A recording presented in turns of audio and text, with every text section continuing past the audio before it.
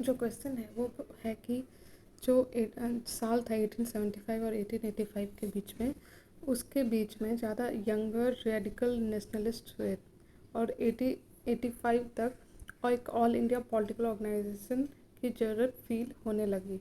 ठीक है, तो इस पे करके आपको डिस्कस करना है। तो इस आंसर में आप लिखोगे कि किस तरह से अलग अलग एसोसिएशंस बने उनके बारे में।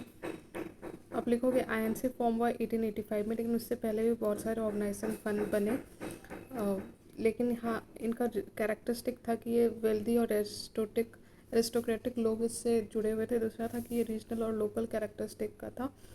ठीक है, और ये अलग अलग डिमांड्स रखते थे ब्रिटिश पार्लियामेंट को, जैसे वो एडमिनिस्ट्रेटिव रिफॉर्म या association of Indians with administration या फिर एडुकेशन के स्प्रेड के लिए।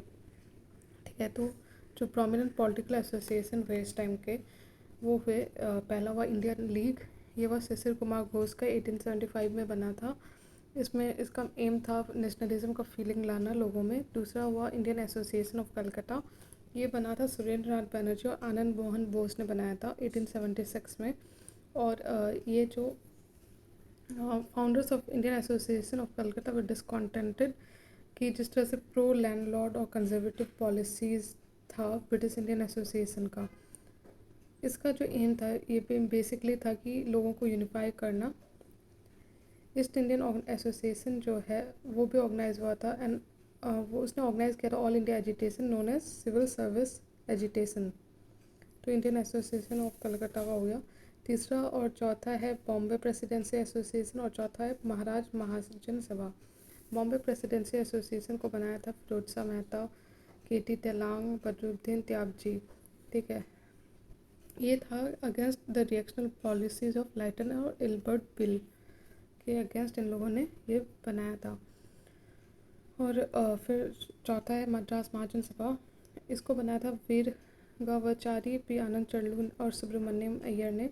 मद्रास महाजन सभा फॉर्म हुआ 1884 में, ताकि कोऑर्डिनेट हो सके लोकल एक्टिविटीज़, लोकल एसोसिएशन का एक्टिविटीज़, और साथ में फोकस हो सके नॉन ऑफिशियल इंटेलिजेंस स्प्रेड का।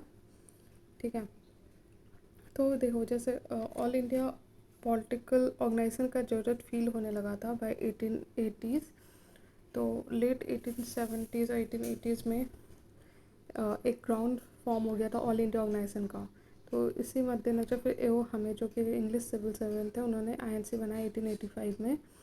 जो एम था आईएनसी का वो था डेमोक्रेसी और नेशनलिस्ट मूवमेंट, पहला। दूसरा, पॉलिटिकली एडुकेट पीपल। तीसरा, इस्टेब्लिश हेडक्वार्टर फॉर मूवमेंट। चौथा, फ्रेंडली रिलेशन अमंग नेशनलिस्ट, जो भी काम कर रहे थे उनके बीच में। पांचवा, कि एक तरह का एक एंटी कॉलोनियल नेशनलिस्ट आइडियोलॉजी रखे। छठा, कि यूनिफाई करे लोगों को। सातवां, नेशनल यूनिटी। आठवां, इंडियन नेशनहुड। तो सक्सेस कहाँ तक हुआ? देखिए, ये सच है कि एक रिप्रेजेंटेशन दे पाया, ठीक है, जो इंडियंस थे उस समय, और एक तरह का अवेकनिंग भी लाया जो कॉमन मासेस थे उसके बीच में। दूसरा, तीसरा हुआ कि ये ट्रेन कर पाया लोगों को इन पॉलिटिकल वर्क और मॉडर्न आइडियाज़ को भी पॉपुलराइज किया। चौथा, कि इसने जो एक्सप्लॉयटेटिव कैरेक्टर था कॉलोनियल रूल का उसको सामने लाया। पांचवा, कि उसने जो हार्ड रियलिटीज़ था उसको उस पर काम किया, मतलब जो पॉलिटिकल वर्क जो था वो it was based on hard realities. छठा, कि इसने इस्टेब्लिश किया पॉलिटिकल ट्रूथ। सातवां, कि मास बेस्ड नेशनलिस्ट मूवमेंट के लिए एक ग्राउंड दिया। ठीक है, ये सच है कि मास से ज़्यादा एसोसिएट नहीं किए, बट उसके लिए एक ग्राउंड बनाया कि आगे जाके गांधी या तिलक मासेस को एसोसिएट कर सकें। फिर फंक्शनिंग जो देखें इसका अर्ली फेज में, ये सच है कि उन्होंने ऐसा, मतलब कि जो मासेस थे उनको कनेक्ट नहीं कर पाए, पहला। दूसरा, कि बहुत नैरो सोशल बेस था।